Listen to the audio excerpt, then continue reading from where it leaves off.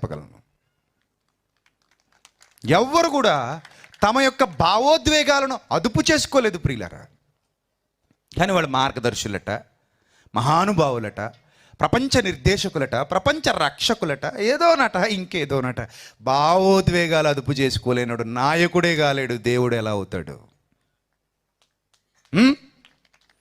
భావోద్వేగాలు అదుపు చేసుకోలేనాడు నాయకుడే కాలేడు. అసలు మామూలు పరిపూర్ణమైన మానవుడని పిలువబడటానికి కూడా అర్హుడు కాడు. అలాంటి వాడు దేవుడు ఎలా అవుతాడండి?